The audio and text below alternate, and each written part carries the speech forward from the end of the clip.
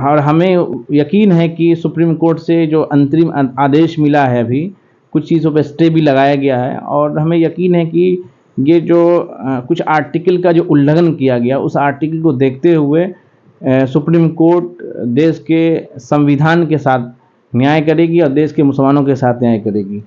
संजय झा जी ने समर्थन दिया, जिसके बाद पार्टी के अंदर टूट होती जा रही है। 2 दिन पहले भी पार्टी के वरिष्ठ नेता ने भी रिजाइन दिया, जो जिला अध्यक्ष थे और लोकसभा प्रत्याशी भी थे।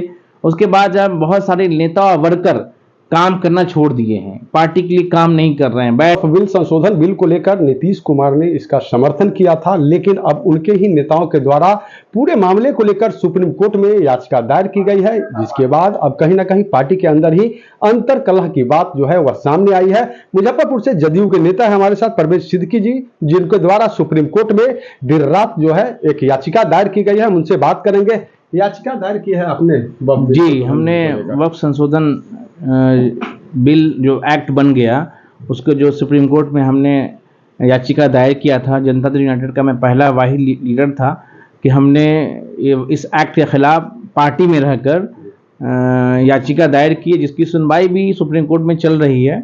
अगली सुनवाई 2 मई को तय किया गया है, और हमें यकीन है कि सुप्रीम कोर्ट से जो अंतरिम आदेश मिला है, अभी कुछ चीज़ों पर स्टे भी लगाया गया है, और हमें यकीन है कि ये जो कुछ आर्टिकल का जो उल्लंघन किया गया, उस आर्टिकल को देखते हुए सुप्रीम कोर्ट देश के संविधान के साथ न्याय करेगी और देश के मुसलमानों के साथ न्याय करेगी। लेकिन नीतीश कुमार जी ने जिस तरह से समर्थन किया था, काफी टूट उसके बाद हुई थी, और अभी भी लगातार टूट की बात सामने आ रही है। मामले से अवगत कराया। देखिए, नीतीश कुमार जी ऐसे लीडर रहे हैं इस प्रदेश के, जिन्होंने सभी जाति या धर्म के लिए काम किया है और लेके चले हैं।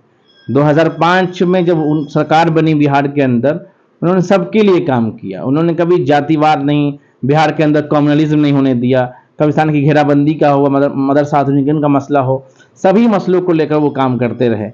बिहार एक ऐसा वाहिद राज्य बना जो एनपीआर को लेकर, नीतीश जी पहले बिहार ऐसा राज्य बना जो जिसमें एनपीआर के खिलाफ बिल लाया गया विधानसभा के अंदर और पास भी हुआ, और जिसमें भाजपा का समर्थन से पास हुआ।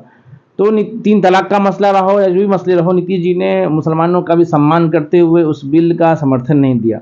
लेकिन ये पहला ऐसा देखा गया है 18-20 सालों से कि नीतीश जी जो जनता दल यूनाइटेड पार्टी दोनों सदनों में समर्थन दिया। एक सदन में हमारे नेता ललन सिंह ने बोल के समर्थन दिया, राज्यसभा में संजय झा जी ने समर्थन दिया, जिसके बाद पार्टी के अंदर टूट होती जा रही है। 2 दिन पहले भी पार्टी के वरिष्ठ नेता ने भी रिजाइन दिया, जो जिला अध्यक्ष थे और लोकसभा प्रत्याशी भी थे। उसके बाद जब बहुत सारे नेता और वर्कर काम करना छोड़ दिए हैं, पार्टी के लिए काम नहीं कर रहे हैं, बैठ गए हैं, और वो बस उनकी निगाहें इस पर टिकी हुई है कि हमारे नेता नीतीश जी एक बार आके मीडिया में आकर कुछ बोल लें, मंच पर आकर कुछ बोले कि हम मुसलमानों के साथ न्याय नहीं होने देंगे, न्याय करेंगे, जिस तरह से पहले बोलते आए हैं। और हमने कल भी एक पत्र लिखा है, इस पत्र में ये कहा है कि पार्टी का जो पार्टी में और भी टूट होने जा रही है। बिहार के अंदर जनता दल यूनाइटेड का हजारों नेता और कार्यकर्ता रिजाइन देने वाले हैं, जो मुझे जो सूचनाएं प्राप्त है। इस पार्टी को बचाने के लिए आपको आगे आना होगा, क्योंकि आपकी पार्टी है, आपने इस पार्टी को खून पसीने से सींचा है, इसको बनाया है। और पार्टी के वरिष्ठ नेता से भी हमारी कुछ दिन पहले मुलाकात हुई, वशिष्ठ नारायण सिंह जो पार्टी के संस्थापक हैं और राष्ट्रीय उपाध्यक्ष भी हैं। उनके घर पे भी कई महिला नेता नेत्री बैठी हुई थी जो गैर मुस्लिम थी। उनका भी कहना था कि पार्टी को कुछ लोगों ने हाईजैक कर लिया है, नीतीश जी को हाईजैक कर लिया है। हमने इस पत्र के माध्यम से भी नीतीश जी को यह अवगत कराया है कि आखिर कोई आपके साथ साजिश कर रहा हो, या सीएम हाउस के अंदर हो या पार्टी के अंदर घुस कर हो, आप एक बार नेतृत्व कीजिए, आप एक बार सामने आइए। आप बिहार की पूरी पार्टी की कार्यकर्ता, नेता, जनता जो आपको लाइक करता है, वो आपकी विचारधारा, इस पार्टी और आपकी विरासत को बचाने के लिए खून बहाने को तैयार है। लगातार जिस तरह से मुस्लिमों के बीच टूट हो रही है, तो क्या इससे कहीं ना कहीं नीतीश कुमार कमजोर होते हुए दिख रहे हैं? बिल्कुल, जहां जैसे पार्टी में जो टूट होती है, तो कहीं ना कहीं पार्टी का जो पिलर कमजोर हो जाता है, पार्टी का ग्राउंड कमजोर हो जाता है। अब बहुत सारे नेता जो रिजाइन दे चुके हैं, वर्कर्स रिजाइन दे चुके हैं, प्रखंड अध्यक्ष रिजाइन दे चुके हैं, और जो हजारों की तादाद में रिजाइन देने वाले हैं, जो मुझे सूचनाएं हैं, मैंने भी जिक्र किया, तो उसको रोकने के लिए नीतीश जी को आगे आना होगा। नीतीश जी को, क्योंकि पार्टी उनकी है, वो पार्टी के रूह रवा हैं, पार्टी के चीफ हैं, उनको पार्टी की कदर भी है। बाकी जो लोग हैं दूसरी पार्टी से भाग के हैं, उनको क्या कदर है पार्टी को बचाने के लिए नीतीश जी को खुद आगे आना होगा और बचाना होगा।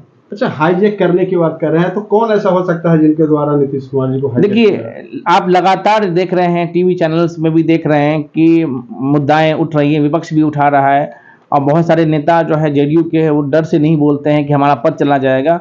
लेकिन मैंने हिम्मत जुटाई है और हमने सुप्रीम कोर्ट में भी गए, और मैं पहला ऐसा हूं कि जो मैंने इस बात को कल एक पत्र के माध्यम से अवगत कराई है, जिसके बाद लगातार बहुत सारे लोग फोन में कर रहे हैं कि आपने सही किया है।